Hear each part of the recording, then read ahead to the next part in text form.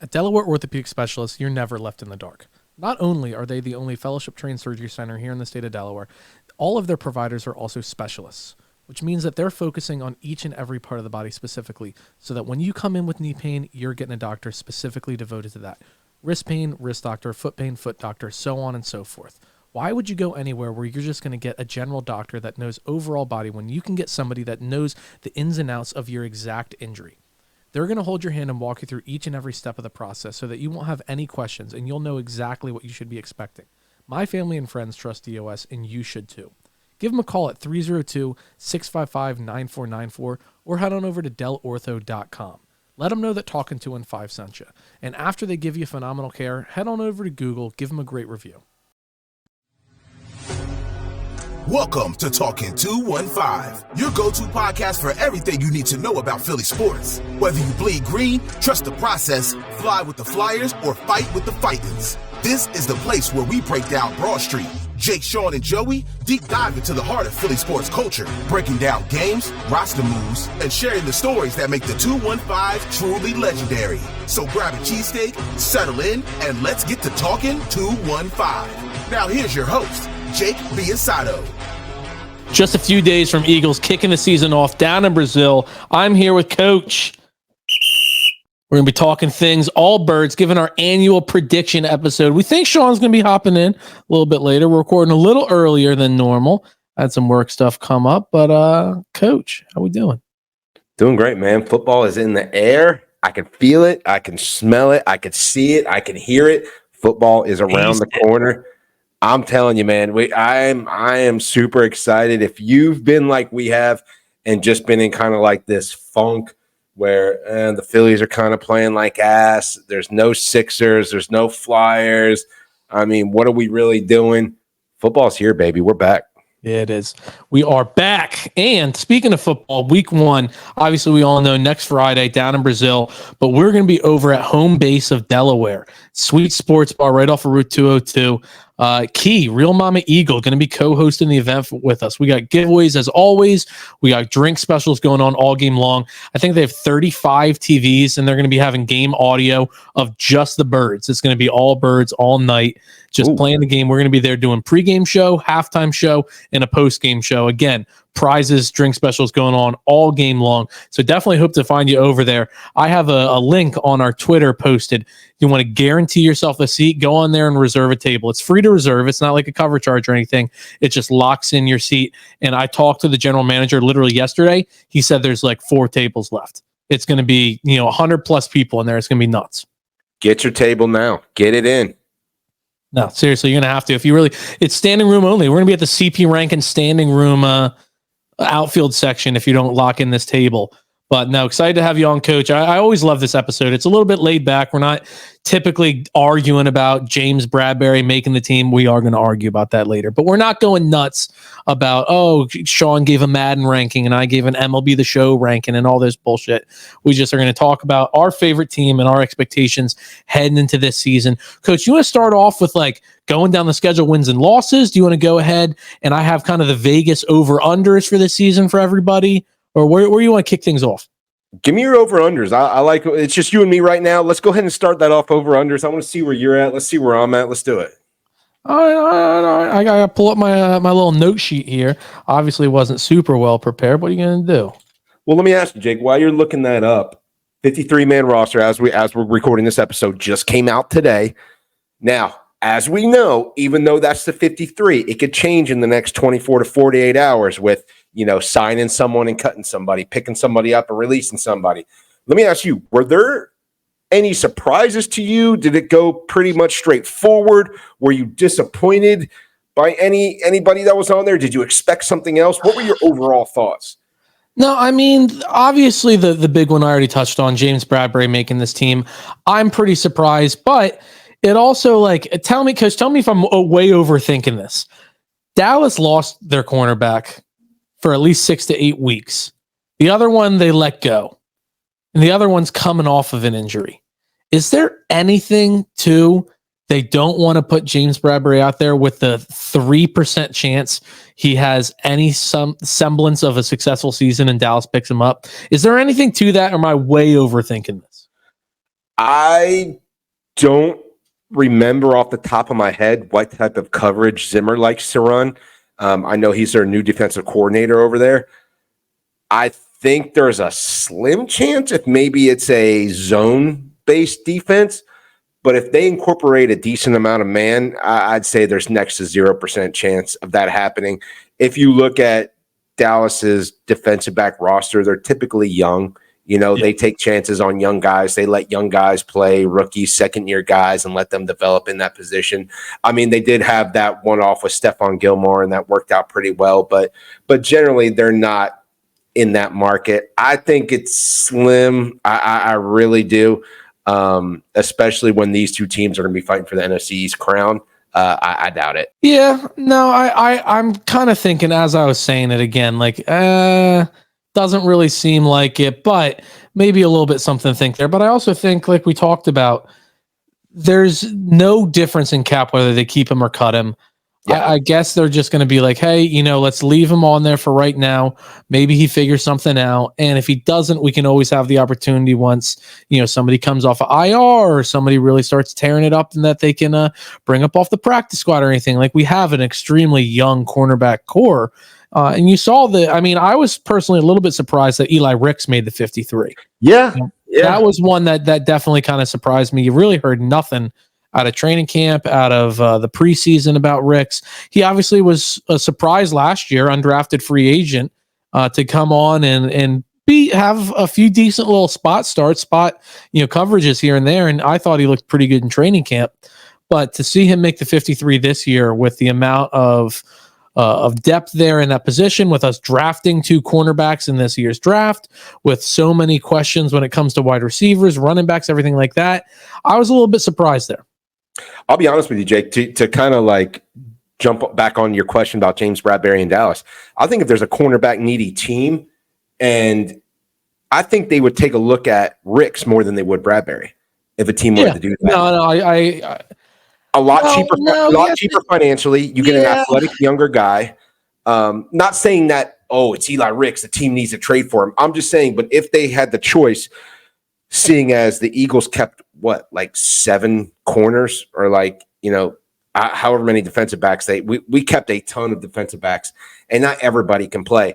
So I really think if there was an option that somebody wanted to go get a corner and take a chance on one, maybe it's a team like Carolina that's not as good or has playoff hopes and they want to mold a young guy. I could see them doing.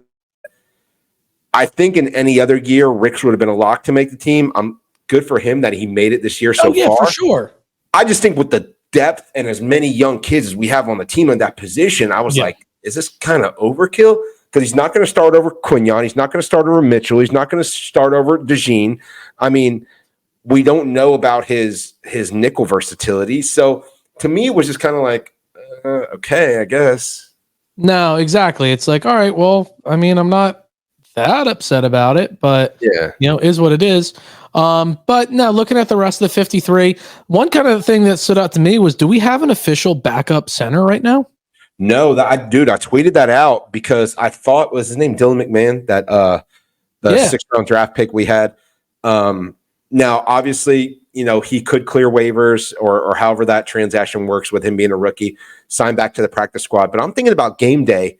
If there's a Cam rolls his ankle or, gets stepped on or whatever the case is, and he needs to come out for a couple plays or the rest of the game, who's snapping the football? No. Because they know this, Jake, they know this, right? Like they know they are going to get somebody that has a little bit of guard center versatility. Nick Gates, who we released, I thought was going to possibly be that guy if McMahon wasn't. But I don't think the 53, as it is today, as we're recording this, that the Eagles put out thing is going to stay like this over the next 24 to 48. No, because you cannot go into a game without a backup center. No, because also everybody knows the first 36 to 48 hours after the 53 cuts come, teams change drastically because there's all these players that guys had their eyes on thinking like, oh, they're bubble players. Are they going to be a cap casualty? Or are they just not going to make the team in general? It's a guy I really want to keep an eye on because as everybody knows, if they're cut right now, they can go to any practice squad, but any player on any practice squad can be taken if they are brought up to that team's 53. So you're watching all these guys, and at any point, anybody that was released today can be picked up by another team and put right on their 53, or they can be put on their practice squad. But any team has the opportunity to say, "Oh, you're on that practice squad? No, I'm going to make you one of our 53, final roster spots." And so there's going to be a lot of guys that got the axe today that a lot of teams had needs on, like backup center. I'm sure a lot of teams had a lot of other needs, and you had these guys get. Look, and not a sexy name, but a name that I was just prepping for fantasy with, and he was on like the trending players list on Sleeper, was Frank Gore Jr. I have no want for him. This is just, a side note about our topic is in the last preseason game, he had 100-something yards and a touchdown. There's going to be a running back needy team out there that sees a rookie running back that had 100-something yards and a touchdown and say, he can be my running back 3 and put him on the 53. So there's a lot of guys out there that just missed out on teams that they were currently on that are now going to be going to different teams. That was a very long-winded, very poor way of saying it, but we got there at the end. I'm thinking, and again, I know that the 53 is probably not set because we just talked about needing a backup center. I'd keep my eye on somebody like Jack Stoll too, who was released from the Giants. We only kept 2 tight ends so far. Yeah. Neither Goddard or Calcaterra are, amazing at blocking. Now, again, I am not as versed in Kellen Moore's offense as I'd like to be. So I don't know how often and how much the tight ends are going to be blocking specifically. I know Goddard can hold his own, but Stoll was such a valuable piece in the run game, using his athleticism, his power. It's like an extra lineman out there sometimes, like a pulling guard, but he's just athletic. He can get out. So, that's somebody just to keep an eye on. But yeah, man, I don't think this 53 is staying the way it is. Look for backup center. That might be it. Probably will be McMahon coming back. And then maybe we do see somebody like Eli Ricks, released or traded, quote unquote, for a 7th round pick as a result of that to free up that roster spot. Yeah. Okay. All right. Some over-unders coming your way. Generally sticking to the Vegas lines, but if I feel like they're a little bit off, I've kind of skewed them to my own personal bias. But I will stick with the Vegas line for Jalen Hurts right here. Passing yards, 3,550 and a half. 3,550.5. We taking the over or the under on that? I'm going to go over just because of the Kellen Moore effect, and I think Jalen Hurts plays all 17 games. No, the Jahan Dotson trade's great. As long as he's healthy, that's huge. And then again, we've talked about it so many times. We got A.J. Brown, Devontae Smith, Jahan Dotson, Saquon Barkley, Dallas Goedert. We're going to be spreading them. And all of them excel at catching the ball. Saquon Barkley, a great receiving back, just as good of a running back. You got Jahan Dotson, new addition. He's been getting 500-something yards per season. Obviously, it's going to be a much smaller role than he was on Washington's team. But then Devontae Smith, who was, everybody said, the best receiver in training camp. A.J. Brown's still a monster. And then Dallas Goedert looking to have a healthy, resurgent year, being able to utilize the center of the field like Kellen Moore is able to do with the history and track record he's had in the NFL. I see that being the over all day long. And then this kind of leads right into the next one, 22 and a half passing touchdowns. I'll lead off. I'm going to say over on that as well. That's what it's at? 22 and a half. Where this is Vegas? Yeah, this was a month ago. I'm looking at Sports Illustrated posted an article a month ago saying that. I'm trying to find a more updated one here, but I will go over all day on that. I'm finding every like link that I go on isn't giving me the season odds. It's giving me like week 1 odds, and I keep typing like Jalen Hurts 24-25 season over unders, and it's just not giving me anything crazy like that. But I will go over on that all day. Sports Illustrated said that. All right, I might have found RotoWire might have one a little bit more updated here. But yeah, I'm taking, if it's 22 and a half, I'm taking the over all day. They only have rushing touchdowns on this site. What is going on? He's a quarterback. All right, well then rushing touchdowns, 9.5 rushing touchdowns. He had what, 15 last year? Yeah. Yeah, so 9.5. I'll go under. Yeah, you think Saquon Barkley is going to take a much, much larger role? I do. Yes. Yeah, that's fine. Simple answer, I do. Yeah, I do. No, exactly. 11 and a half interceptions. Under. There you go. Love that. Under. Love that. And 550.5 rushing yards. Under. Yeah. I'm taking the over on that. He looked so much quicker in camp. Yeah. I think that his ankle and was bothering him more than a lot of people let on, or than it was the ankle last year, or was it the knee? I think it was a both. knee, right? It might have been both. Ankle bone connected to the knee bone. Yeah, exactly. He knows the song. I think Jalen Hurts rushing wise, you know how we talk on this podcast sometimes, Jake, that like he's a better person. We're just talking about a better football player than a better fantasy player. Like it's good for football, but it may not be great for fantasy. I think Jalen Hurts rushing will be timely, 3rd and 4, and he picks up 7 yards. It may not be. How many times did you see in that Super Bowl season where he was just so clutch? He would not go down until he got that yard he needed. And it's you didn't see that as often last year. And again, I think it's not on him personally. I think it was on him physically. He had something nagging that was keeping him from being able to do that. That plus the offense, plus just a number of things, right? Like, I think there's such a bad taste in his mouth from last year, man. I think he's going to come out saying by all means necessary. So you might be right there, man. I'm just going to go over because I think the passing will be so much higher. But that's just me. Hey, Matt, right now, I believe he's 3rd in all of odds for most regular season rushing touchdowns. Vegas has him as the 3rd most likely. That's crazy. I'm looking at something right now. Let's see. Yeah, I have 22.5 for Jalen Hurts as well. Bro, that's nuts. I mean, that's the money printer. Also, did you see our boy? I'm going to place a bet while I'm on the podcast with you right now. You could have said it. You have to. You almost said it. You could have said it when I'm on the podcast right now. I mean, and it's plus 125. What are we doing, right? That's easy money. Did you see? You see our boy Chris over at Philly Dogs posted the easiest lock of the year today. What's that? It was Saquon Barkley to score 3 or more regular season touchdowns against the Giants, and it was like plus 600. Wait, are they anytime touchdowns? Not rushing touchdowns? Anytime, I believe anytime touch. I'm pulling it up. He posted it. He's been going nuts on Twitter. If you don't follow him, you got to. Yeah, it just says 3 or more or over. It says to score 3 or more. So it's 3+. So he needs to have at least 3. It's Saquon Barkley to score 3+ touchdowns in the regular season versus the New York Giants. I mean, it's plus 550. Are you kidding me? You got to take that. That's the money printer of the year right there. Yeah, you got to take that. I really, really like that bet. I'm just thinking to myself, man, 17 games. I mean, Hurts has to throw less than 1.5 touchdowns per game. Yeah, and you're telling me he's not going to have like multiple games this year where he has 4 in a game?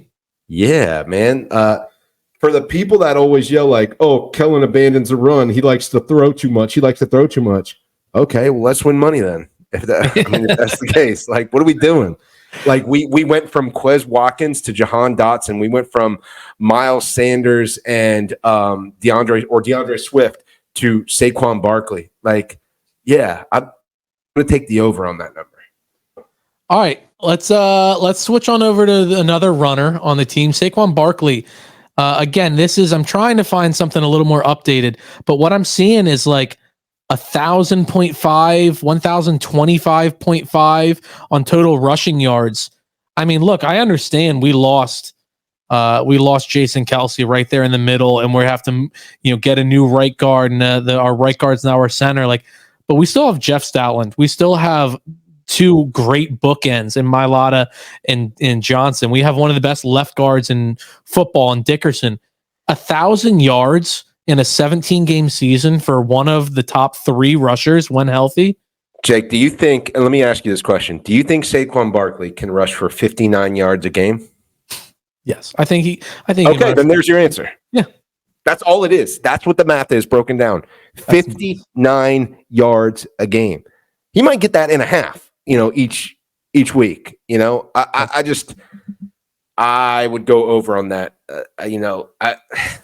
59 yards a game is what he needs to average.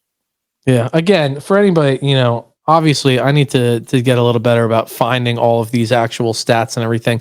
Everything I'm seeing is like months old and all, but it has 6.5 total touchdowns. What's his over-under? Total. Oh, no. Rushing touchdown. Excuse me. Rushing. Okay. 6.5 total. rushing. Let's cut the show now and go to let's go to Vegas. Like let's get this over with. Look, for me, I just said less than 9.5 Jalen Hurts rushing touchdowns. It's now gone up. It's now gone up to 7.5. I found one more updated 7.5 rushing touchdowns, but it's still at 1,000 rushing yards. DraftKings still has him at 1,000 rushing yards at it's minus 110 to go over 1,000 rushing yards. So almost even money. But it's also minus 110 to go under. So they don't have like a true even money line. Yeah. I'd go over on that. I mean, yeah. They took it down. It opened up at 1125 and they took it down to 1,000. What did they see that would make them think it's going to be anything less than 800,000 yards? Maybe a little bit of what you said. Jalen Hurts looks good. He looks fast. He looks strong. And they think the tush push will just vulture a lot of Saquon's opportunities. But I also think you did a lot of tush push because one, Kelsey was amazing at it, and two, Swift isn't the biggest back in the world. Now that you have Cam and you have like Saquon, who's a bigger back, he's not a power back, but he's a bigger back. I think Saquon's going to find the end zone a lot more than we think. Yeah. I mean, 7.5 I feel is a much better line than 5.5, but I still would probably take the over. And the funny thing is, it says 45% or 55% of bettors are taking the under on that. I mean, good for them. And look, I get it. I'm a homer. I'm a little bit biased, whatever. We got AJ Brown, total receiving touchdowns, 8.5. It's not a bad line. Not a bad line, but I'm going over.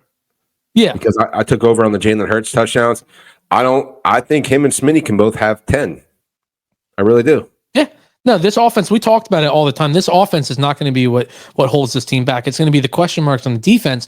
And I think we have great pieces on defense, but I think this is a very difficult defense to grasp. And we have a very young core of players that, I mean, there's a reason why you saw Nolan Smith through 3.5 quarters of the preseason game 3. Like, they are trying so desperately hard to get him in there, get him game reps, trying to figure out this Vic Fangio defense, as well as just figure out the game of the NFL. I mean, he's got a lot of work to do, and we can touch on him, in our preseason, pre-game 1 episode and everything, because I don't want to get too off the rails talking about players specifically, other than just us commenting on the 53. But you're seeing a very young group of players that all reports are this defense is a little bit more difficult, a little bit more hard to grasp. And so that's going to be the one thing that I feel might take a little bit to get clicking, but this offense will keep us in every stinking game. Yeah, I think, I don't know who it was, but I think all of us pretty much said it is we just need this defense to be average, right? Yeah. Like, we're not talking about gangrene. We're not talking about the monsters of the Midway or the old Baltimore Ravens. We don't need that, guys. We just give me an average defense, get a couple huge third down stops, flip the field, get some punts out of the way, maybe a couple sacks on third down, and let the offense do their thing.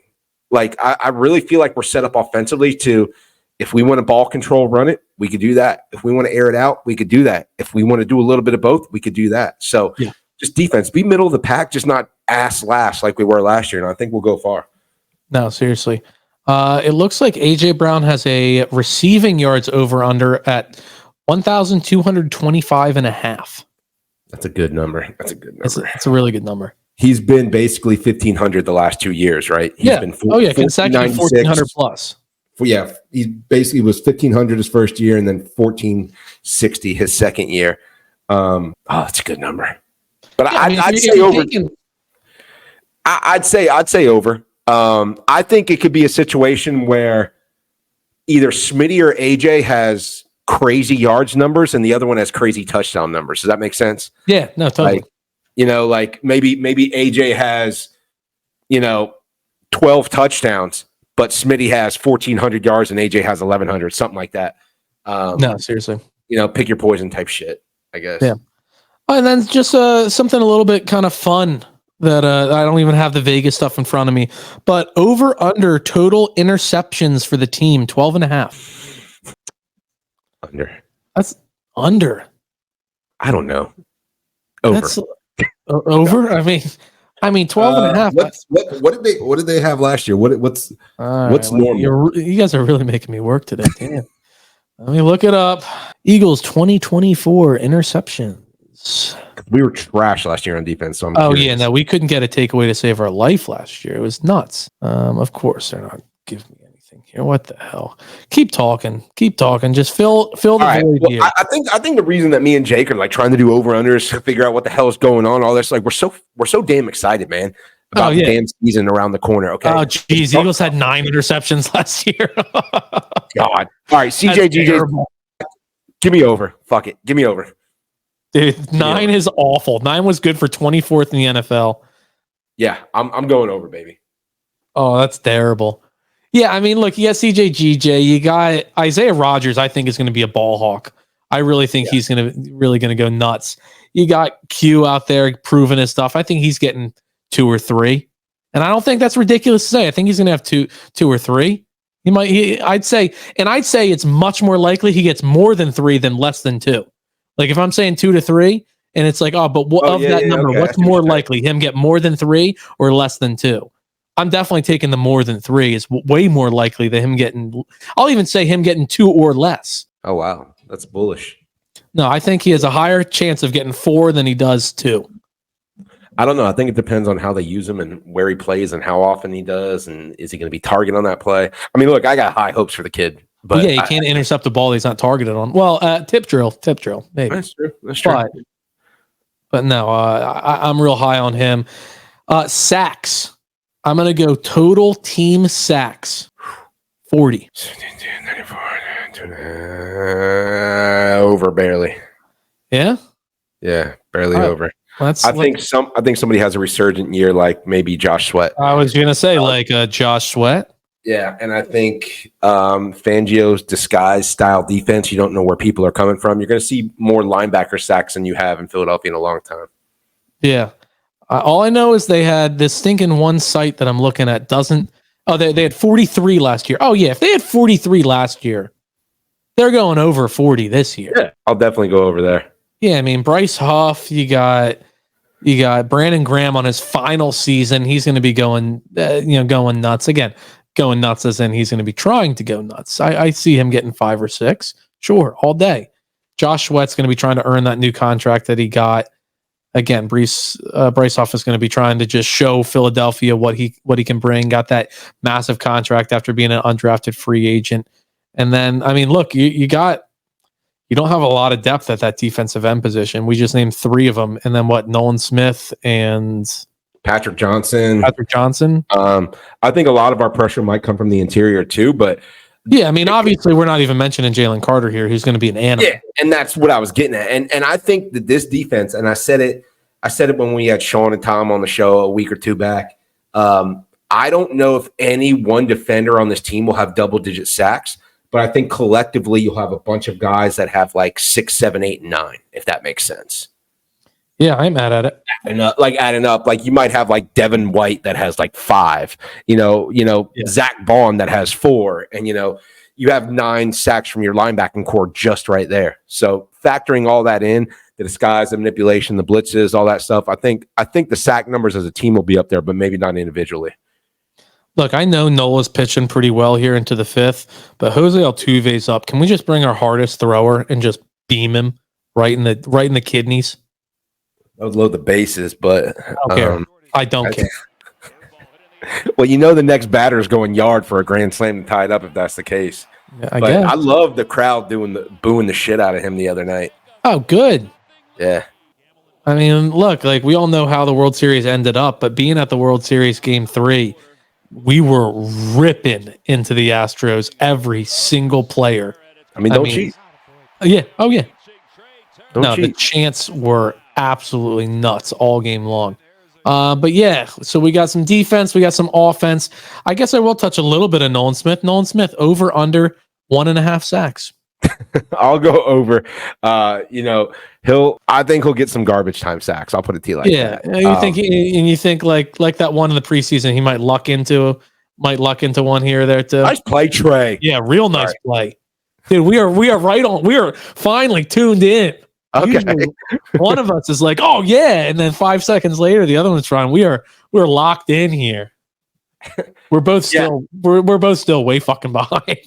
I'm about to get an ESPN update that says the game is over. Phillies won in the 5th inning. No, but man, look. I know Nolan's catching some flack here for playing deep into the game, but apparently he asked to play. Apparently he wants reps. I like that. I like that too. Now, would I've liked to see him have like a 2-sack game in the preseason going against these offensive tackles that are undrafted that aren't going to make a squad? Yeah, I would have liked to see that. But look, you can't replicate game reps, and that's what he's getting. I'm not writing the kid off like I know somebody like some other people are. He was a rookie last year. Let's chill.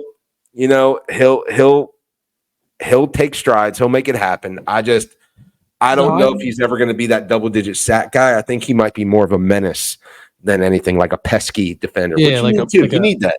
A pressures guy. Yeah. And look, that's what Brandon Graham was most of his career, right? Like, and that helps the defense. You could set the edge. You could turn everything back into the inside and help your defense that way. I'll go over on that. Nice. Yeah, no, I mean, the line was a joke. Like, I think he's going to get, 3 or 4, maybe even more. He might even have help. He's definitely going to be one of those guys that has like a 2-sack game. And everybody's like, here he is. And then not a sack for another 7 straight games. There's coach. There's the coach we know. I'm telling you. But he's definitely a guy that's going to have one of those games where it's just like, damn, it's the Nolan Smith game. He gets a huge one late, maybe even forces a fumble like in a close battle. So and Jay, let's touch on that because our listeners hear us talk during the season, right? Like what happened in the game? What are we looking for in the game? This and that.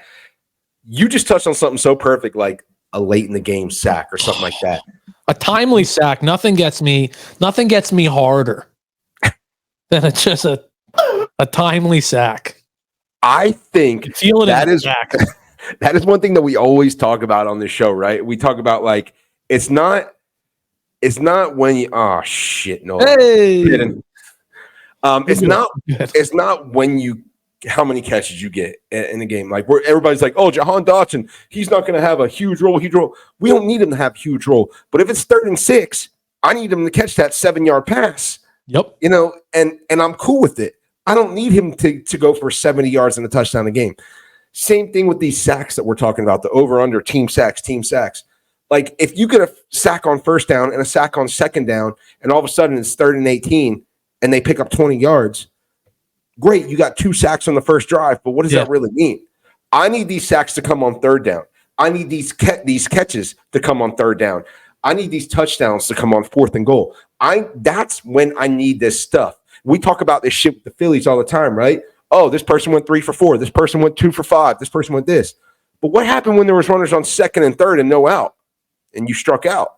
Like, no, it's like we talked on it. Like JT had a down year last year, but his extra base numbers were actually pretty high.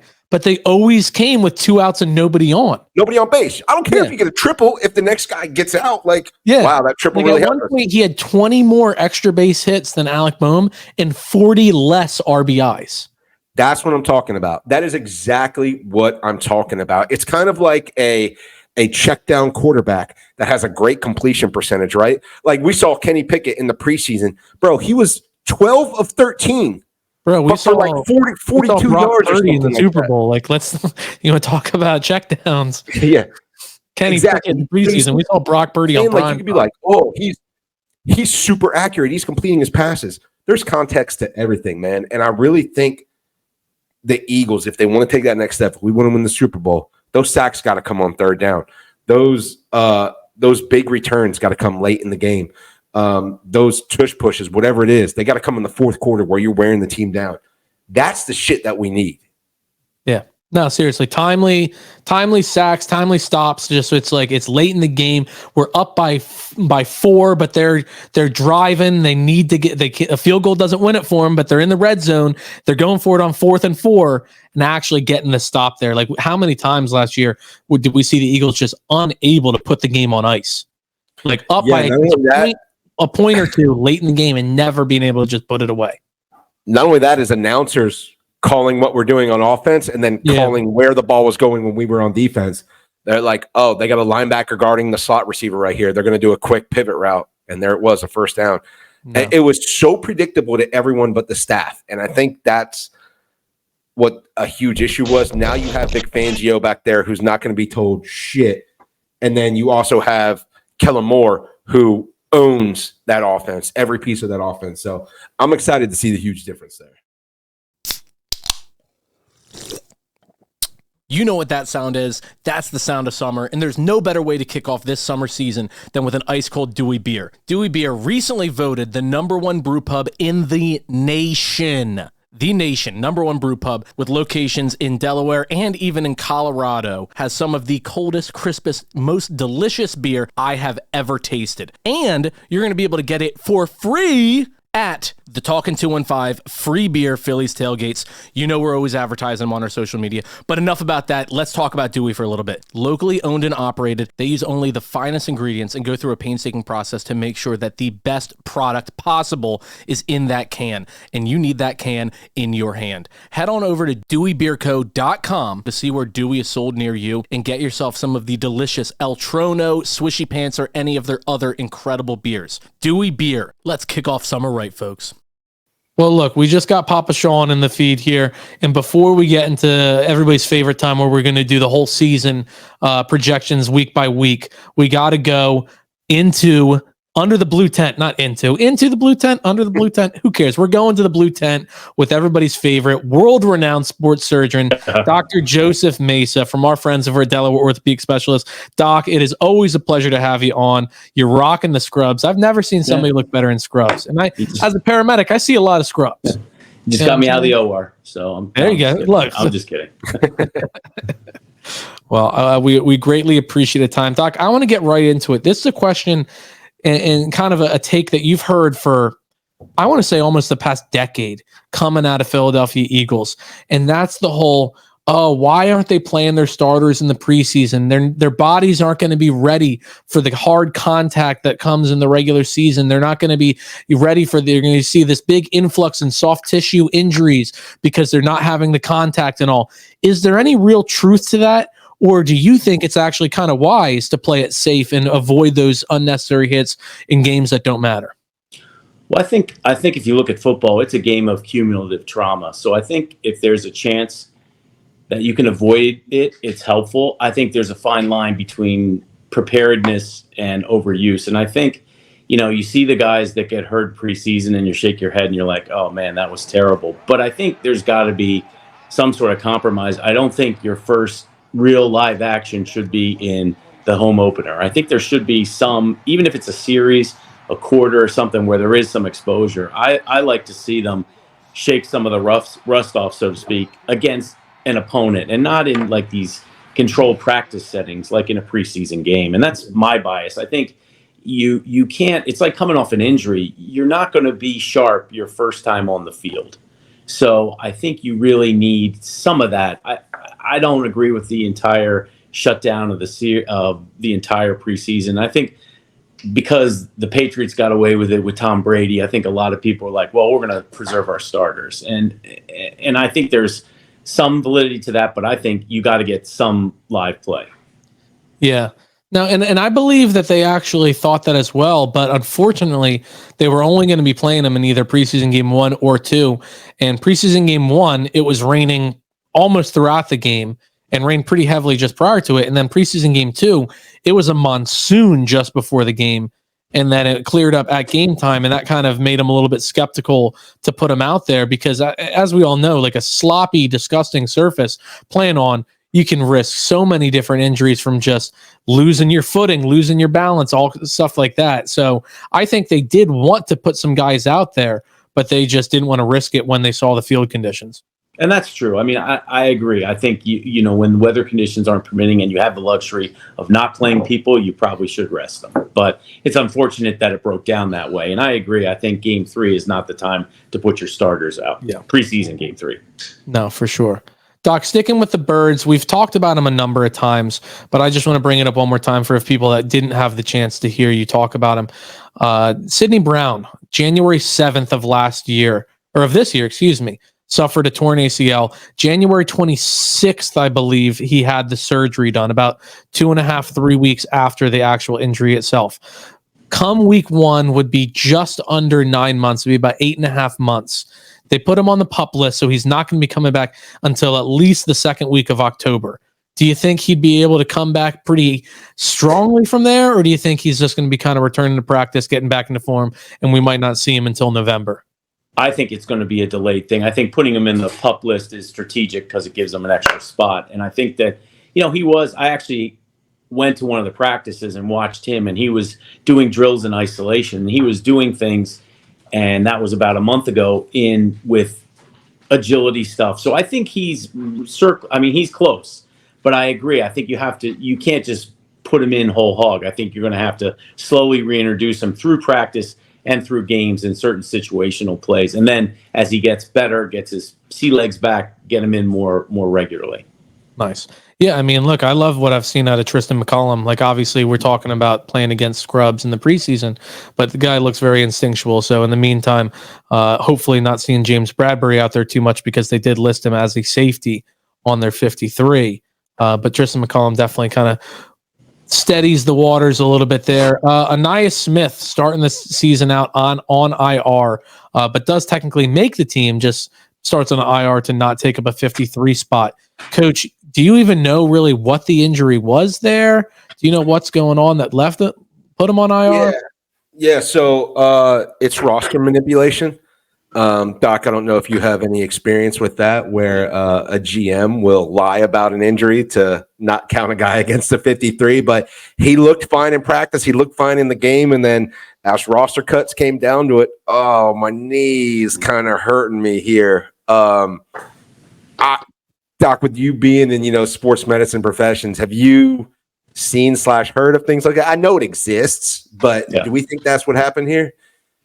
I think it's easy to do in the sense that you really don't have to prove certain injuries. Like you could say, I strained my back, or I pulled a groin, or I pulled a hamstring. You see a lot of guys that are holdouts do this kind of thing. Yeah.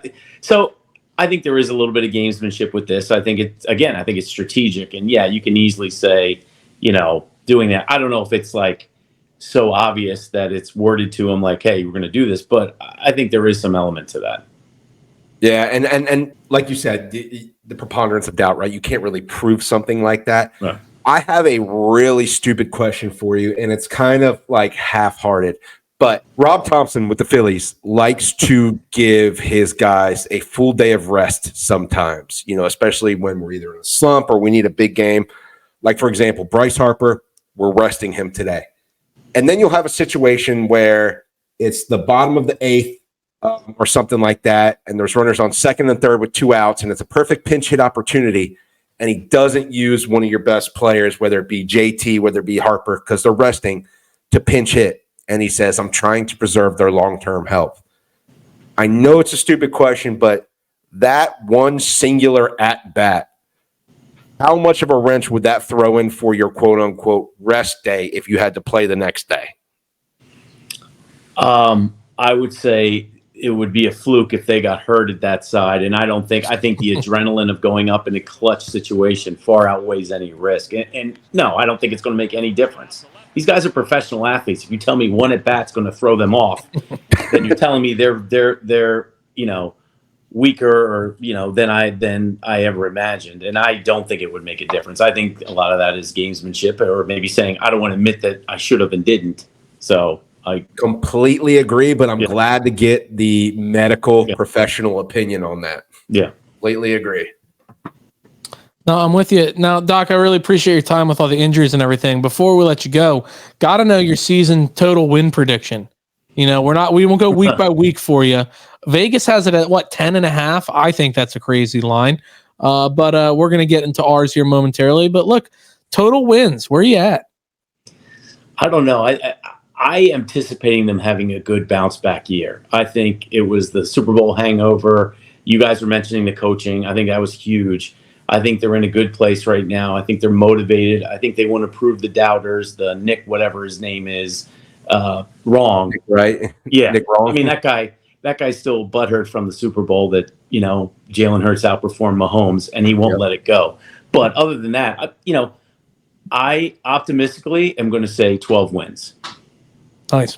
I like that number. I love that number. I love that number. I think it's spot on. Solid number. Well, Doc, we really appreciate it. And look, everybody, you hear him, almost week in and week out, and then you're really going to be looking forward to this Eagles season. You already know whenever there's a significant injury or anything, when it happens with our favorite players on the field, we're going to be having Doc on, breaking it down piece by piece, player by player, all season long. So you know where to go to get your immediate up to the minute injury updates. And that's Talking 2 and 5. And if you ever have any kind of injury, illness, anything that needs that kind of attention, there is no better place to go than Delaware Orthopaedic Specialists. Locations all throughout Delaware. Call them at 302-655-9494. Schedule your appointment today. Maybe you'll be lucky enough to have Dr. Mesa's wonderful fingers working on your knees or other extremities. Doc, always a pleasure. Thanks. See you guys in Brazil. See you in Brazil. Doc. Are you going? No. I don't know. You send us pics in the group chat all the time. You're like, oh, hey guys, look. No, this time I'm not. This time I'm definitely staying home. Yeah, that's probably a good move. They're going by what? Armored? No, like legitimately, they're going by armored vehicles, right? Yeah, I'm hedging my bets that I like safer view from the TV from home. Yeah. Than down there. I did want to touch on that super quick. Yeah. We've seen a lot of these international games be played on some awful surfaces. Yeah. I mean, that's going to be something we're really going to kind of have to hold our breath on, because when are they going down to start practicing? What, Tuesday? Yeah. You have to. I mean, that's like a surface that's probably not to the NFL standard, even though they want it to be. So I think they do have to get there early and get adjusted. That Mexico City game was one of the worst surfaces ever. Yeah. But yeah, they're going to have to get acclimated to that. Yeah. Well, Doc, we really appreciate it. Thanks so much. No problem. Have a good night. Thanks, Doc. See ya. Well, I don't know where the hell Sean went. He was here for a second, and then he froze, and now he's gone. He's not responding to messages. So hopefully we didn't have a Liam Neeson Taken situation going on here. But look, I will find you and I will kill you. Eagles 2024 schedule, which they are going to kill. We'll just start right off the bat. We talked about it Friday. Packers at Eagles. I mean, at in quotations, in Brazil. Tough game to start the season out on. But at the end of the day, I have it as a W. Yeah, I mean, I do too, just because I'm not going to pick against the Eagles to start in the season off. I'm going to be way too hyped, way too excited for this. I asked this question to a buddy of mine the other day, and I was like, did the Packers just get hot at the right time? Were they really that good? Did they just kind of catch like lightning in a bottle, there at the end and get hot rolling? Because the beginning of the year, midway through the year, they were nothing. You didn't even think that they were a playoff team at one point. They snuck in the 7th seed, got the last seed, and then they got hot. So, look, I fully expect and think the Eagles will win this game. It's going to be very, very tough. The Packers have a franchise quarterback. They got an upgraded running back with Josh Jacobs. They have a young wide receiver core that's more of a complementary team than it is like a wide receiver 1. They have a bunch of wide receiver 2s, and there's nothing wrong with that. So I think it's going to be a great game, a tough game, but I gotta pick the Birds in this one. No, I think it's going to be a very high scoring game. Sean, week 1, who's winning? Oh, Birds by 17. So love that. I'm not even asking why. I know you were just glazed in the Packers. I really think this team might show some signs of maybe some growing pains the first half of the game, but this is a team that's just feels like so much more talented than the Packers. Like I think once this Eagles team gets together, they're going to be rolling. They're going to be firing all cylinders. Packers aren't going to be able to keep up. They're going to show out in Brazil. It's going to be a home crowd for the Birds. I'm thinking a 2-score game. I mean, it's a 16, 17, 18, somewhere in there. Eagles a lot, Packers a little. That'd be nice to have a stress-free Eagles victory. Wouldn't that be so nice? That'd be real nice. All right, we're just going to kind of rapid fire them until we get to a game that we're really excited about. Falcons at Eagles, that's a win, right? Falcons are a little bit better than I thought they were going to be, to be honest with you, but it's a win. It's a win. That wasn't the question. Eagles in New Orleans. Say where the game is at. That game is in Philly, right? Yeah, I said Falcons at Eagles. Yeah, Kirk in primetime in Philadelphia. We know how that works. No, exactly. Eagles in New Orleans against the Saints. The Saints suck. The Saints stink. It's 3-0 start to the season. It's a win. That's a win. This is one where it gets a little bit testy. Oh, Sean, win? Ass whooping. Held by a lot. Oh, 100%. This is where it starts to get a little bit dicey. Not Falcons. Eagles in Tampa Bay facing on the Bucks. We whooped their ass in the regular season last year and then get absolutely trounced in the postseason. Completely 180 different team this year. Oh, shout out JT than what we saw in the postseason last year. I'm going to let you guys answer before I hop in. The Buccaneers took advantage of the season at this point. We just got done talking about, or I just got talking about the growing pains that they're going to feel the first half, maybe the first game. By a month in, this team's going to be rolling. They're going to show you what the difference is between this year and last. I got Birds by 20. Woo! The Buccaneers last year took advantage of a sinking ship, no pun intended, with the Eagles. I don't think anybody on this podcast was really like, oh, yeah, the Eagles are going to go in there and smash the Buccaneers in a playoff game. We saw the writing on the wall. New coordinators, new team, new vibes. The Eagles are winning this one. Buccaneers aren't getting as lucky as they did last year.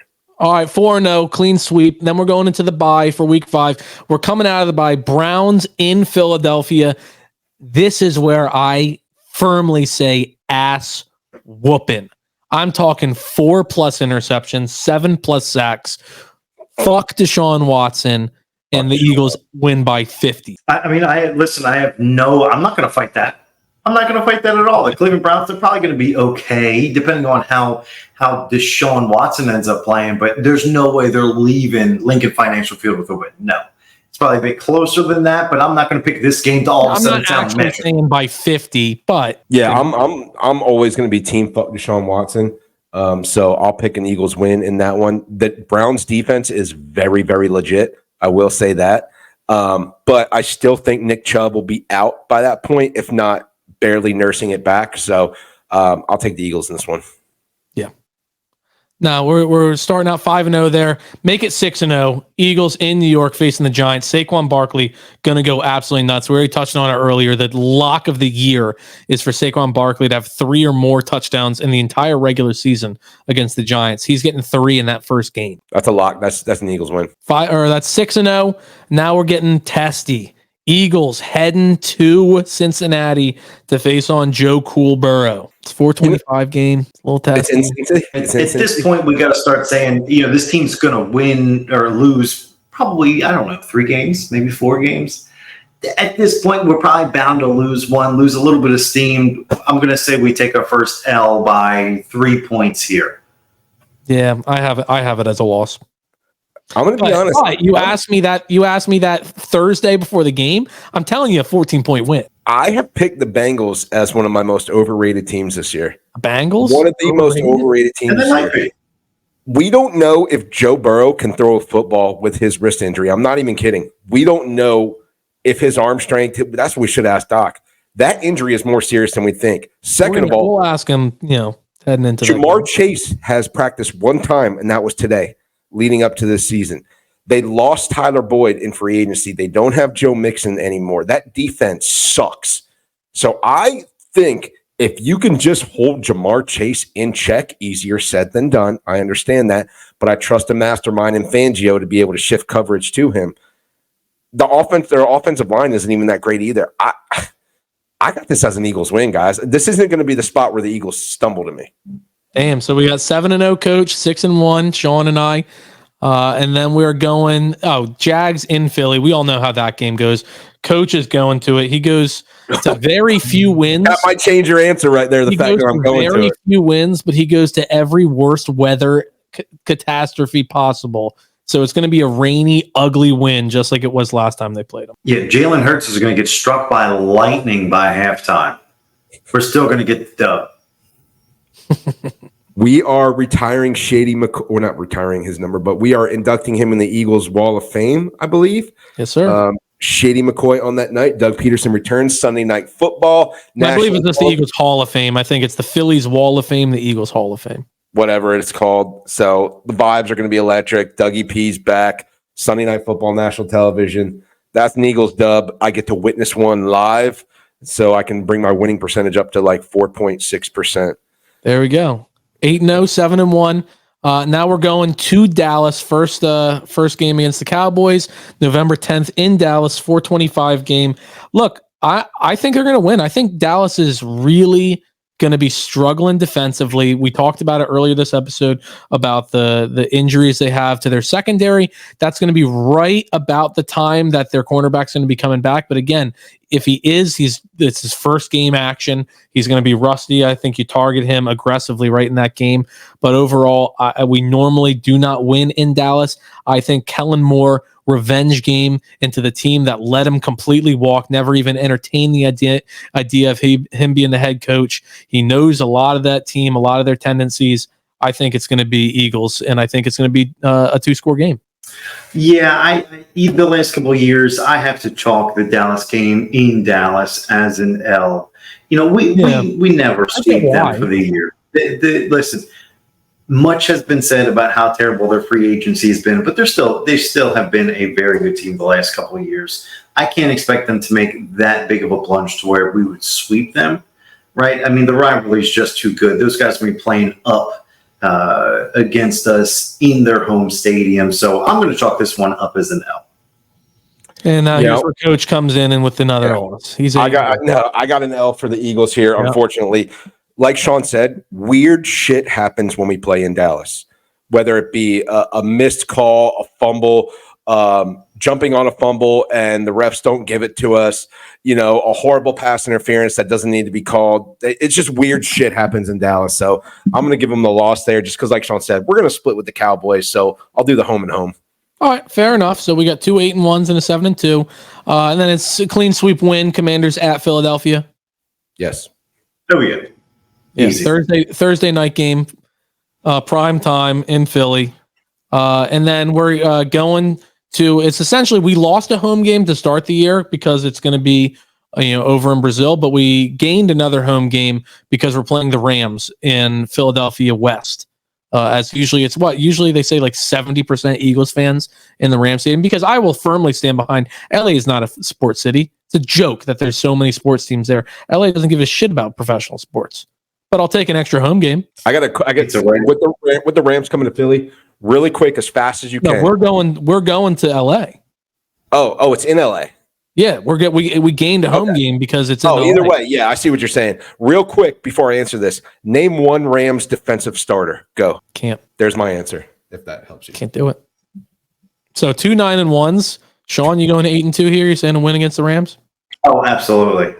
Is that insane though? That question I just asked. Yeah. Is that absolutely insane? No, that's nuts. That's nuts. Yeah, I listen, I'm rusty, but is there a single person that on that defense who's got a Madden rating above 78? I want to say they signed Cam Curl, the safety from Washington. I want to say, but sure. Other than that, I cannot name one. Sure. Hey, also, let's just take a brief pause. Shout out Aaron Nola going 7 strong. Shout out Nola. Shout out Knowles. 102 pitches, 7 innings, 4 hits, no runs. Good for him. Not a boy. Good for him. Eagles at Baltimore. I have it as a loss. I think it's going to be a good game. It's going to be one of those games where you easily could have and probably should have won, but right now it's a loss. Again, catch me that week, and it's going to be a win. Yeah, I got a sloppy loss there. Yeah. Yeah, I mean, this is going to be one that they're going to be talking about being like a Super Bowl preview, right? Going down to the wire. I think Lamar's just going to fumble the game away. It's going to be a little too big for him. I'm going Eagles dub. I mean, come on. It's going to be a 50-50 game. There's going to be so many Eagles fans down there. Yeah. It's not going to be much of a home field advantage here. No, come on. Birds, dub, keep it rolling. So what that's so that's we're all at 10-2 right now. 12 games in, we're all at 10-2. I got 2 losses, yeah. Yeah, Panthers in Philadelphia. Let's make it 11-2 here, gentlemen. Stop it. 11-2. Steelers in Philadelphia. I think they're going to be improved this year, but still nowhere close to being anything real competitive. Are we going 12-2 as a unit? I think the Steelers are going to be an absolute shit show. We're going to be just talking every week about how terrible they are. I agree with you 100%. I agree with you. They're going to be bad. I think they're going to finish last in that division. 12-2 as a unit. Eagles in Washington. 13-2. Yeah. It almost feels like they're going to stumble at some point. So I want to throw out like a random L in there, but it's not going to be to Washington in Washington. Yeah, they're going to, and one of those games that we have a win is going to be a loss. And one of them that's a loss is going to be a win. Like we flip flop on one on each every single year, it seems like. So, all right, so we're at 13-2. Cowboys in Philly. Dub. 14-2. This is terrible. Yeah. Wrapping the season up. Giants in Philly. We going a clean sweep 15. No, we're resting our starters because we already locked up the 1 seed. Yeah, but Saquon's going out and getting a touchdown. Jake, actually, that could affect that prop. If it could. No, it could. That's probably why it's plus 550. Yeah, if you think about it, I didn't even think about that scenario until now. And I hate my prediction of like 14-3, 15-2 because I said 12-5 and now I can't find 5 losses. No, it's hard to find them, honestly. Yeah. But like Sean was saying, like every year there's a loss where you're like, what the fuck was it? Like the Jets lost last year. Yeah. You're like, are you kidding me? So there's bound to be like the Cardinals. Oh my God, that was awful. Look, Jonathan Gannon's still bringing that up at dinner every single night. We were up like 14-3, I think, or something like that. Yeah, I mean, we're going to shit the bed one extra time. But if you ask me game by game, we're going 15-2. But if you ask me just a 1,000-eye view of the season, we're going 14-3. We're gonna stumble at some point, one of those. But no, 15-2. Book it. Put $20 on it. I don't know. 15-2. I like it. All right, gentlemen. Well, I was going to say, who should I pick here, but they just auto-drafted bang, bang. Now I'm on the clock. So final thoughts. I'm drafting a fantasy team, by the way. I was about to say, what were you? Final thoughts? Go fucking Birds, baby. Let's go. Sean? Final thought. Go Birds. Go Birds.